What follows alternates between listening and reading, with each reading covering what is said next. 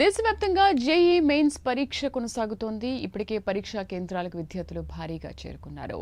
అయితే నిమిషం ఆలస్యమైన విద్యార్థులను పరీక్షా కేంద్రంలోనికి అనుమతించడం లేదు. కొన్ని చోట్ల విద్యార్థులను బతిమలాడిన అధికారులు కనికరించడం లేదు. దీంతో విద్యార్థులు కన్నీరు మున్నీరవుతున్నారు. మా కరెస్పాండెంట్ హరిబాబు పూర్తి సమాచారం అందిస్తారు. హరిబాబు. Thank you Sridevi. ఏదైతే దేశవ్యాప్తంగా ఇంజనీరింగ్ అన్ని జాతీయ ఇంజనీరింగ్ కళాశాలల ప్రవేశానికి నిర్వహించే జాయింట్ ఎంట్రన్స్ ఎగ్జామ్కు సంబంధించి పరీక్షను ఈరోజు అధికారులు నిర్వహించడం జరిగింది. ఈ పరీక్షకు సంబంధించి కూడా ముందుగానే షెడ్యూల్ని అధికారులు ప్రకటించడం జరిగింది. ఒక్క నిమిషం ఆలస్యమైన ఎవరినైనా సరే లోపలికి అనుమతించేది లేదంటూ ముందుగానే హెచ్చరికలు జారీ చేసి విద్యార్థులకు కూడా గైడెన్స్ ఇవ్వడం జరిగింది. అయితే కొంతమంది విద్యార్థులు మాత్రం దూర ప్రాంతాల నుంచి వచ్చే విద్యార్థులకు సకాలంలో బస్సులు అందకపోవడం, అలాగే మార్గ మధ్యలో బస్సులు ఆలస్యం కావడం కారణాల వల్ల కొంత ఆలస్యంగా కూడా ఏదైతే పరీక్షా కేంద్రాలకు చేరుకున్న పరిస్థితి. తిరుపతి నగరంలో బస్టాండ్కి దాదాపు 10 కిలోమీటర్ల దూరంలో జేఈ ఎగ్జామ్ సెంటర్స్ ఉన్నాయి. ఈ సెంటర్స్కి వెళ్ళడానికి విద్యార్థులకు సరైన అవగాహన లేకపోవడం, అలాగే దూర ప్రాంతాల నుంచి వచ్చిన వాళ్ళు ఆటోలను మాట్లాడుకొని అక్కడికి వెళ్ళే లోపు కూడా ఈ ఎగ్జామినేషన్ టైం మించిపోవడంతో ఒక్క నిమిషం ఆలస్యమైనా కూడా అధికారులు ఎవరిని కూడా ఆ ఎగ్జామినేషన్లోకి అనుమతించిన పరిస్థితి. మరోవైపు గందరగోళంలో ఏంటంటే 2-3 గేట్లు ఉన్న నేపథ్యంలో ఏ గేట్లో వెళ్ళాలి అని చెప్పనేది ఒక కన్ఫ్యూజన్ అయితే నెలకొంది. ఆ కన్ఫ్యూజన్ కారణంగా మొదటి గేట్ వద్దకు వెళ్ళిన అది ఏదైతే విద్యార్థులని రెండో గేట్ వైపుకి రమ్మని, రెండో వైపు ఉన్న వాళ్ళని మొదటి గేట్ వైపుకి రమ్మని, ఇలా కొంత సిబ్బంది కన్ఫ్యూజన్ చేసే పరిస్థితుల్లో కొందరు విద్యార్థులు ఈ పరీక్షకి హాజరు కాలేని పరిస్థితి, బోరున విలిపిస్తున్న పరిస్థితి తిరుపతిలో చోటు చేసుకుంది.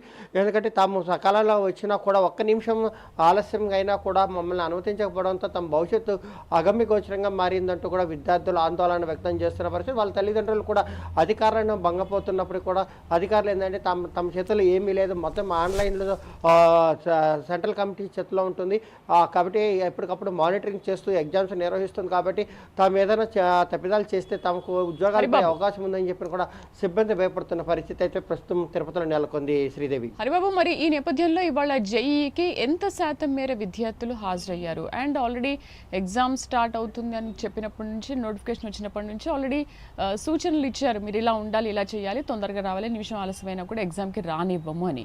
సో అయినప్పటికీ కూడా కొన్ని సందర్భాల్లో చాలామంది విద్యార్థులు తప్పిపోతూ ఉంటారు ఇలాంటి పరిస్థితుల్లో. అయినప్పటికీ కూడా ఎందుకు యాజమాన్యం ఎక్కడ వాళ్ళకి అనుమతి ఇవ్వట్లేదు? సో ఓవరాల్గా ఈ రోజు చూసుకుంటే అన్ని పరీక్షా కేంద్రాల్లో ఎంత శాతం మేర విద్యార్థులు హాజరయ్యనుకోవచ్చు? అది ఏదైతే జేఈ ఎగ్జామ్కి సంబంధించి ఇప్పటికే అప్లై చేసుకున్న విద్యార్థులు దాదాపు నెల్లూరు, కడప, చిత్తూరు, అలాగే అనంతపురంలోని కొన్ని ప్రాంతాలకు చెందిన విద్యార్థులు తిరుపతి కేంద్రంగా పెట్టుకొని తిరుపతిలో ఎగ్జామ్స్ రాయడానికి ఆసక్తి చూపించిన పరిస్థితి అయితే కనిపించింది. దాదాపు 2000 మంది పైగా విద్యార్థులు ఈ ఎగ్జామ్కి హాజరైనట్టు కూడా తెలుస్తుంది. మొత్తానికి దరఖాస్తు చేసుకున్న వారిలో దాదాపు 99% మంది విద్యార్థులు సకాలంలో పరీక్షకు హాజరయ్యారని చెప్పని కూడా చెప్తున్నారు. ఎందుకంటే 9 గంటలకు పరీక్ష అంటే 8-15 నిమిషాల నుంచే విద్యార్థులను హాల్ టికెట్ తీసుకొని స్క్రూటినీ చేసి వాళ్ళు అవునా కాదా అని తనిఖీలు చేసి వాళ్ళని లోపలికి అనుమతించిన పరిస్థితి అయితే తిరుపతిలో చోటు చేసుకుంది.